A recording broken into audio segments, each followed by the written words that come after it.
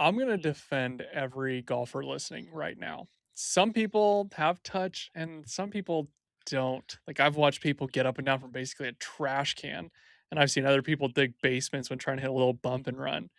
I don't think that you can teach hands, or can you?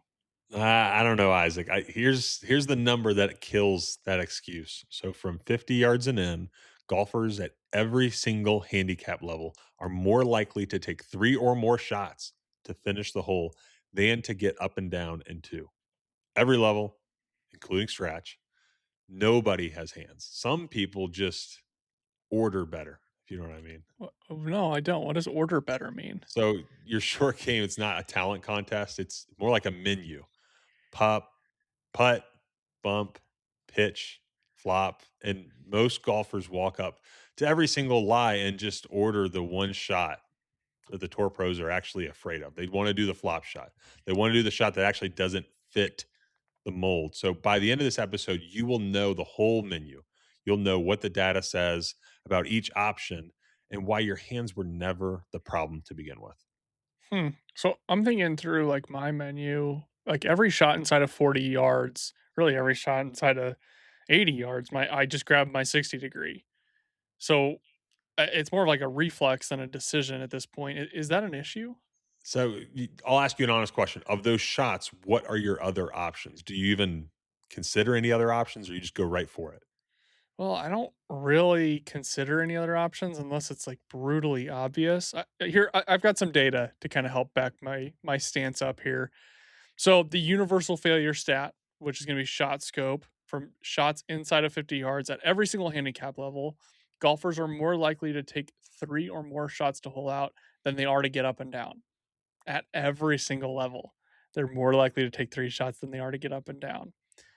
Scratch golfers convert up and downs at 54%, 10 handicaps at 39, 15 handicaps at 34, 20 handicaps 31%, 25 handicaps 25%. So we're setting some expectations here, right? Like pros you think would get up and down 9 times out of 10 on the PGA Tour, but actually the tour scrambling average last year was 57%. And the Wow. best scrambler on the planet, somebody probably most of the listeners haven't heard of, Matteo Manacero, converted at 69%. Nice. And the best player on earth fails at this 3 out of 10 times. So I mean, like literally, he's not getting up and down 3 out of 10 times. He's the best at getting up and down on the planet. So it feels like to me, maybe I just need to simplify some things. Don't you hate it when somebody takes 2 minutes out of your podcast to tell you about something? That's why I'm just going to take 30 seconds to tell you that if you install Play Ready Golf, you can get tour level strokes gain data for just 30 seconds a hole. And that strokes gain data then turns into a practice plan that gets better as you improve. And it takes into account the time and the facilities that you already have access to. If you want to get that down below, use code PRGPOD and it'll get you $20 off every single year for life under 30. So the shot I see on every highlight reel is the high soft one. It's that flop shot. It's what Phil patented. It's the one that even the pros though only pull off a part of the time, but amateurs, they're choosing it off perfect lies when they have 30 feet of green to work with. They're going for that high lofted club that I don't think that they need to even have in their bag to begin with. Mm. Well, and that touch is only what you need when you pick the wrong shot. I think that's a really interesting way to look at it is the golfers who feel like they need touch are most likely just the ones making the wrong decision.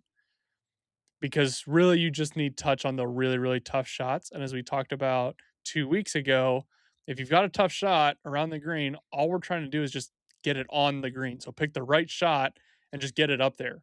So maybe you're just not reading the whole menu as you're going into these shots. And really quick, if your short game practice is kind of just like 30 minutes of random whatevers, and you're just maybe hitting some fun shots. That's kind of the exact trap we're talking about. And we've got a free planner that builds short game sessions around the shots that actually decide your score. It's called the decision menu down below. You can go and grab that, built around everything that we're going to talk about in this episode, and we'll talk about that more later on. But Hayden, why do you think that these golfers are defaulting to the highest, softest, hardest shot in the bag? Where does that come from? Yeah, I think it comes from the highlight reel. I think it comes from specific pro golfers or even a golfer at your local club who you say, "Oh, you know what? Even if he misses the green, he's gonna get up and down." It's the shot that feels fun, it's sexy, it's dangerous. The thing goes up way high in the air, and when's it ever gonna come down? Oh, it came down right beside the hole. It's that highlight reel. We talked about it 2 weeks ago, how social media really just look, Golf Channel, PGA Tour, their social media pages, they're not showing off the guy who hits a simple pitch to 6 feet and then just ends up making the putt. Even though he was at a spot where strokes gained would say, hey, if you get up and down, you're going to gain at least 3/4, like almost a full shot. But they're not going to show that. They're going to show Jordan Speed. Let's cut over to Jordan Speed here at the 11th, and then he hits some crazy shot. That's what they're going to do. It's the highlight reel. It's Phil flopping it over its head. It's Tiger at 16. It's the crazy, crazy, crazy shots that really don't play or pan out in your Saturday game. So it sounds like extreme sell. So more loft, more spin, sharper grooves. Nobody's running to an ad for like putting from the fringe. Like, I mean, Yeah. I guess people buy chippers. But that's about it, right? So the Yeah. most profitable answer, the one that gets the most views versus the highest percentage choice on the golf course, those are like they're different worlds effectively. Yeah. Is that what we're hearing? Yeah, yeah. No, it definitely is. There's definitely a common theme that people say when they play with pro golfers and they go out and they shoot this 66 and it looks boring and they say, "Oh man, like I didn't even tell that you did that." But it's what makes them so good is that boring stuff that they do time and time and time again. And then once in every 2 rounds, they'll hit a shot that puts them in a terrible spot and then they'll pull it off. And then that's what you remember, but you don't remember the 35 other holes where they play incredible, very thorough, and very thoughtful golf that isn't crazy and flashy. Mm. Well, let's talk about one of the world's best chippers, Jason Day. Like that's what's kept him on tour is his short game. He talks about using one motion and just changing clubs. And I think that's also a good system for even like just distance control in general, right? Like we see that Yeah, with wedge matrices. Why don't we matrices? Why don't we see that with short game as well, where we're just using one motion and we're changing the club based on the shot in front of us like we said, these pros are treating it the opposite of what you do. Like Eduardo mhm, Molinari talks about pros treating flop shots as the last resort. Most talented short game players don't use a flop shot very often. They're using something flat. They're using less loft. They're getting the ball on the ground as soon as humanly possible. Whereas, like I mean, I remember being 12 and thinking like if I can pull off a flop shot every time, like I couldn't hit a low shot. Like I trained myself to just hit the high shot, which was yeah, cool. But I've almost gone in the complete opposite direction now where like it really takes a lot of work for me to get the ball in the air. We were talking about that a month and a half ago. Actually, the yeah. stuff that you worked on with me has helped a lot and all like just to 8 minutes into this thing, let's talk about my game. But let's walk through this menu, right? What do we mean by a menu, Yeah. and what's the first item? What's our featured item? What's the Yeah, chef's so I cooking? love this analogy that we're going with. We're going with a menu. Isaac and I are recording this, like, right before dinner, so maybe that's the reason that we're going through this, like, I'm gonna get really hungry after talking about all this, but yeah, it's a menu. It's choosing different things, and you're not gonna eat pancakes for dinner all the time. You can do it once in a while, but not all the time, and we're kinda thinking about it that way, like, don't choose the shot if it's not the right time to have the shot. So we're gonna think about all these options that you have, like things that you could order at your local restaurant. So option number one on the menu is going to be the putter. Okay, and it's what people are not going to. It's what golfers are not going to as often as they should. So from the fairway near the green, putting wins in almost every situation but one. For the mid and high handicaps, the putter is about a tenth to 0.25, a quarter shots better than chipping. And the line that should live rent free in the average golfer's head is that your worst putt will finish 5 to 7 feet closer than your worst chip. And it's true. Lou Stanger, who is deep, deep, deep into golf stats, he says that look, if you have a very good reason to not use the putter, then go ahead, but you need to have a very, very, very good reason. It's you don't see people flub a putt, but you see a lot of people flub a chip, Mm, and that's what can go into what goes into what we talked about 2 weeks ago with doubles. how we need to make sure we get this thing on the green. Man, if you're putting it, it's gonna be very hard to use a putter and miss the green. So option number one, choose that putter. That putter is versatile. That putter can absolutely get you out of trouble. And it doesn't take a ton of skill, doesn't take a ton of feel or hands to get that putter in a spot that's going to be helpful. Yeah, real quick, you look like you're in heaven. Do you wanna point the, like alright, I'm back to tell you about the second link down below. If you click on that one, it's gonna send you 1 email a day with a science-based hack that you can implement right away. I promise that you will get so much information out of those 30 days. Now back to the episode. Yeah, option 1 on the menu is nice. I'm curious what option 2 is, and it looks like oh, soup of the day is the low chip, so maybe a little bump and run action. When you have to chip, but you got some green to work with, so you're just trying to get the ball on the ground as quick as possible. And every way that Stagner cuts that data, players perform better when they were not chipping with their highest lofted wedge, which is really interesting. So while you may see tour pros using the high lofted wedge, maybe the really high level amateurs using the high lofted wedge, just find the wedge that works best for you, and that's why we've got these menu options. And there's two more. Yeah, option number 3, this is gonna be like your bread and butter. This is what you pull out when all the guys are over. This is pizza. This is like, you know what? It's hard to have a bad um, slice of pizza. It can be good anytime. It's the pitch. So when Yeah. something's in the way, you need to carry it up in the air. You need to just get it done. It's the pitch. And you know what? Like the pitch is very versatile. Isaac, if I asked you what's the difference between pitching and chipping, what answer would you give? I mean, I would say it's the distance and maybe the height a little bit. So it's like it's not quite a high shot yet, but maybe I don't have like all the green in the world to work with, but I got some to work with. It's kind of Yeah, like you said, it's pizza. yeah, yeah. It's It's the pitch. majority of what you're gonna see. It's Yeah, gonna be yeah, yeah. So I would call pitching is like anything outside of like 5 yards off the green. yeah. Then you're starting to pitch it. You got room to work with, but use the pitch. And the reason it's on the menus is you can use the, and the reason I equate it to pizza is that it's very versatile. Just use the pitch when in doubt. Like that's the spot where it's like we're short sighted. We just need to get it to the middle of the green. Like use that pitch as often as you can because it's going to be very helpful. Yeah.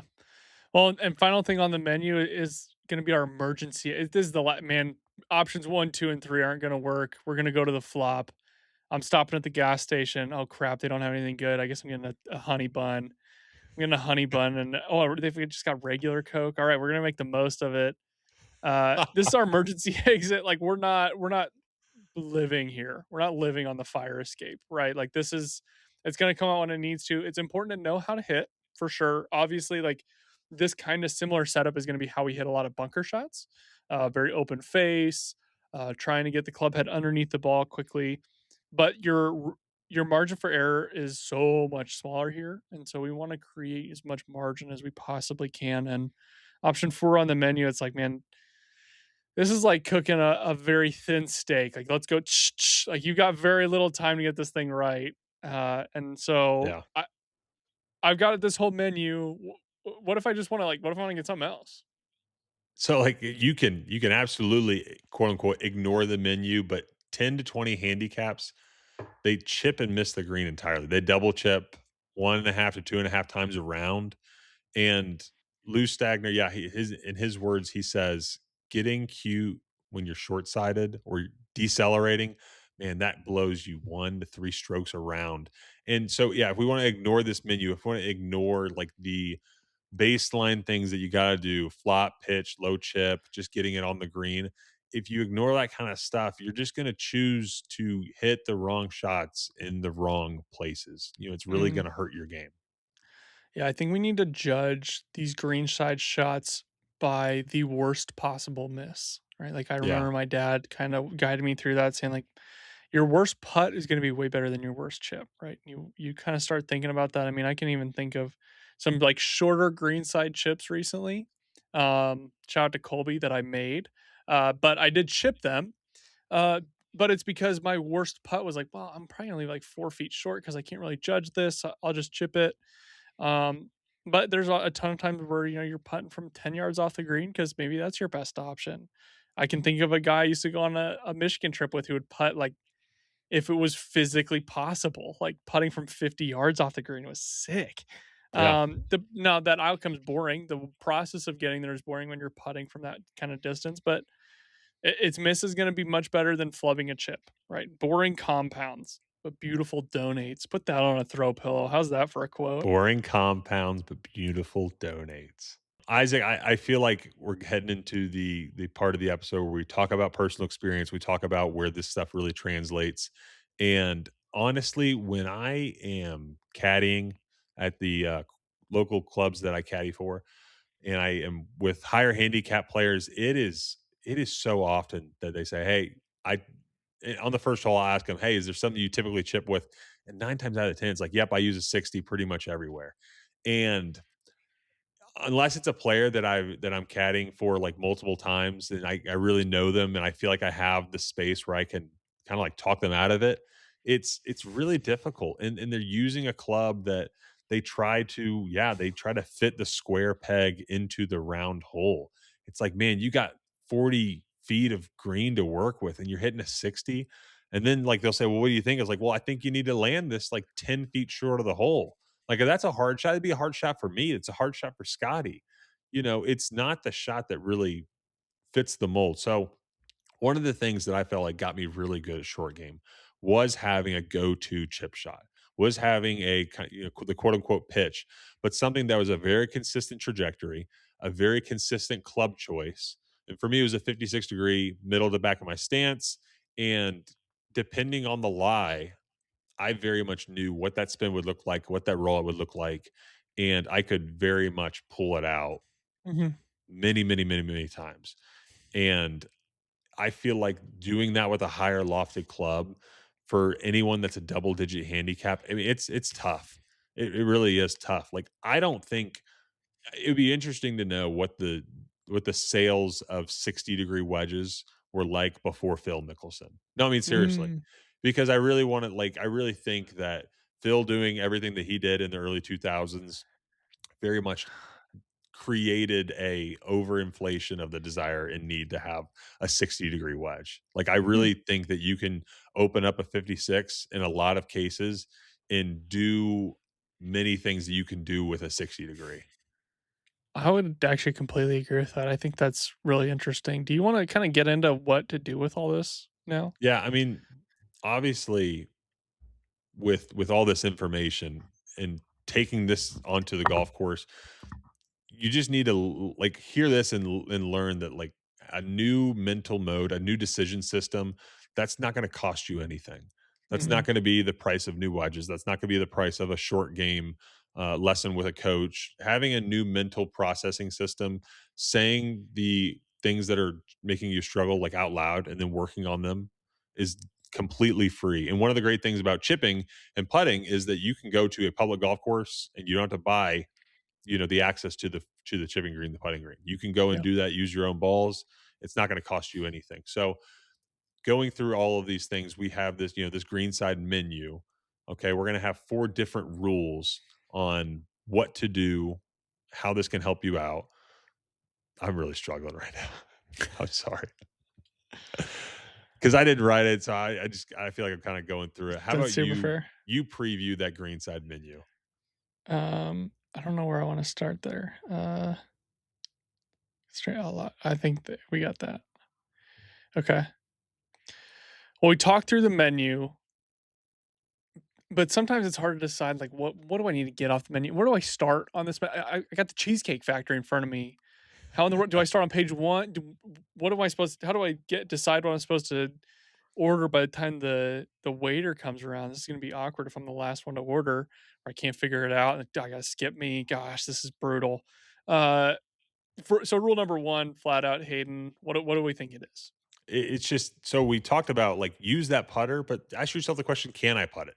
Mm, Are we on the fairway? A lot of times we're the fairway of the fringe. The answer is going to be yes. And going back to me talking about caddying, I will tell people that 10 feet off the fringe, and they'll look at me like Like they look at me like, and a lot of times I don't tell people that I'm a professional golfer when I caddy for them, but they'll look at me like, oh, first day out here, I guess. It's Yeah. like, no, like putt this thing. I'm telling you, like where I caddy is at in South Carolina, we're into the grain and you're using a 60. Like, good luck. You're a 20 handicap. Like, good luck. Use the putter. And so, yeah, if you can putt it, absolutely putt it. There was a time in the last tournament that I played in that I putted it from the rough, and it's not a shot that I practice all that often. So I was hesitant to do it, but it took the flub out of play. So if Yeah. you can putt it, like figure out, can I putt it? If you can, man, go for it. Go for it. Yeah, and if you can't putt it, rule number 2 is what's the lowest loft that is gonna clear the trouble. So, maybe we've got some more green to work with, we're gonna bring in something lower, get the ball on the ground quickly. I mean, I can even think of a hole in the last tournament I played in where I used 7 iron from, like, probably 15 yards from the pin because you can go up a little ridge. Once again, not a shot that I practice a ton. This whole conversation too is shrouded in, like, short game is one of, if not the lowest leverage areas of your game to get better. Yeah. This is Low not how hanging you fruit.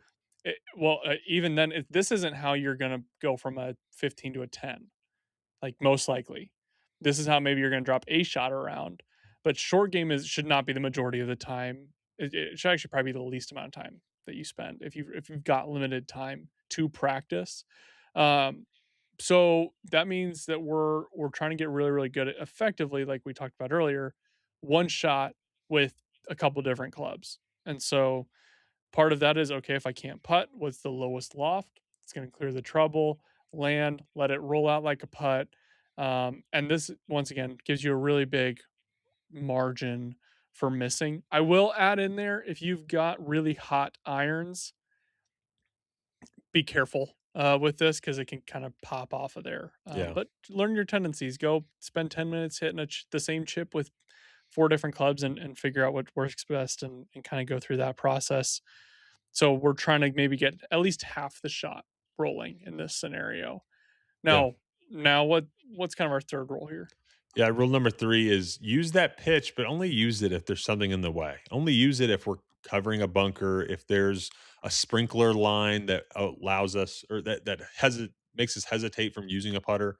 Like use that pitch, use that chip only when there's things that are making it more difficult to putt it, to use that lowest lofted club. Is that pin all the way in the back on top of a slope? Yeah, I probably need to put some power on that thing and land it at the base of the ridge. That's when we want to use pitches. And again, all this whole conversation is just talking about you probably have a really good short game arsenal, like in your capabilities. It's just using the right shot at the right Mhm. time. Yeah, and finally, our rule number 4 is the flop shot's the fire escape, right? Going high is gonna be the fire escape. Even like we put in here, like short side over a bunker with no green. Well, even then, it's like, okay, we want to go high, but we want to land it past. Yeah. If we're when we're using a flop shot, we're not necessarily trying to hit it close. We're trying to get it on the green, right? Like if we're in a scenario where we're screwed, we're trying to just get it on the green. And so once again, going back to Francesco Molinari, he talks about how unless you consistently can get this shot inside of 7 feet, chasing said pin has almost no upside. Because then I mean, if you hit it to 10, like your make rate's not that great. So you might as well hit it to 20 and be really safe, right? Or try to hit it to 20. And then if you might accidentally hit it to 10. Um, so we've got kind of this menu. What are we thinking here, Hayden? Yes, the menu is putt, it's bump, it's pitch, flop in that order. We really want to putt it. We really want to bump it. Those are the things that we just need to keep doing. That's our greens, that's our fruits, that's our protein, like the things that we just want to consistently do time and time again. And then, yeah, that pitch and flop, that kind of gets closer to the carbs, to the desserts. Look, if you use the flop every single time, that's like eating cake for breakfast, lunch, and dinner. I mean, it might feel good, but man, like it ain't gonna feel good for long because you're eventually gonna flub it into a bunker. You're eventually going to hit the flop shot and hand up. I did this last week. Hit a flop shot and you actually catch the equator of the golf ball. And it's like, oh, that's not what I was trying to do. Yeah. So it's in that order: putt, bump, pitch, flop. And 3 of the 4 of those require little golf skill, little Hmm. new golf skill too. You already probably have it. Yeah, and these are all free too, right? Like we talk a lot about making the most of the time and the resources that you have. These are all free decisions, and let's talk about kind of the difference between a 15 handicap is going to get up and down 34% of the time. The gap to tour is going to be about 23% more percentage points. But I need to think about how I say that. That's probably like the worst way to say that, but I don't know. You're looking at almost doubling how much you get up and down, and so you're not gonna close that completely pretty much ever. But you can start closing it really simply by just making the right decision and going down the menu and being wise about what you're trying to do. So, Isaac, I always like playing devil's advocate. You know this. Should I be using that putt off the green in the fairway if I'm playing like first tee timeout? There's tons of dew. It's shaggy. It rained a bunch last night, so they haven't even cut the grass yet. What about short game and lies? Do we also need to have a conversation about? Yeah, I think this comes to 2 things. Number 1, we're using the minimum amount of club that it's gonna take for you to get over something, right? And so if getting over something means simply just getting over, like, you've got some dew and it's hard to putt, like, okay, cool, we're gonna do that. I think the second part of this is, once again, we're trying to minimize the miss. So, what's the worst case scenario with this shot? What's the worst case scenario with the next club? What's the worst case scenario with the next club? And maybe we're just taking the best worst option, right? Yeah, and that worst Uh, case scenario with the putter, I mean, it's what? What's the worst case scenario? I mean, we're not uh, on a golf course. You could probably tell it to me right now. I mean, you're probably gonna get it on the green, or maybe you're gonna leave it just short as opposed to like flubbing or like you said, kind of schooling one. Yeah. And we talk about all of these numbers, and they're coming from once again, Shot Scope, Arccos, committed golfers who are tracking everything. As we've said before, they're averaging 86, whereas the normal golfer in America, male golfer in America, is going to average 94. And so even then, like this stuff is even more important then, right? Because we're seeing a big gap there. The difference between the average American male and what we're talking about is massive. And so we're just looking for simple wins. We're not trying. You're not going to gain strokes chipping. Like that's just not gonna. You're the way you're going to gain strokes chipping is by having a bunch of chips and getting them within 10 feet. So you got to be awful with irons and chip it close a bunch of times. Like that's just not. You're not going to become a great putter or great golfer by being a great chipper. You can raise your floor for sure, but it's not going to raise your ceiling quite that much. And so um, when we're talking about decision fixing and all that good stuff, like what can people be doing, Hayden? Isaac, you just got to go through that menu, make the best decision possible, step up, be confident. Short game's all about confidence, and download that decision guide below. Yeah, grab the menu. You're gonna love dinner once you grab that thing. I mean, man, we're gonna be cooking, if you will. Thanks for listening this week. If you've listened up to this point, please comment down below any questions you have in general about golf. We're gonna take those and we're gonna utilize them to cover topics in the future. And if you're listening at this point, we really care about what you have to say. So, and also smash that subscribe button, if you will. That's actually very important for getting these podcast episodes in front of people that are just like you who are struggling with things just like you. And so we're excited to continue rocking and rolling with this. Thanks again, Hayden. And everybody have a great night or morning or whenever you're listening to this. I'm having a really hard time closing this out.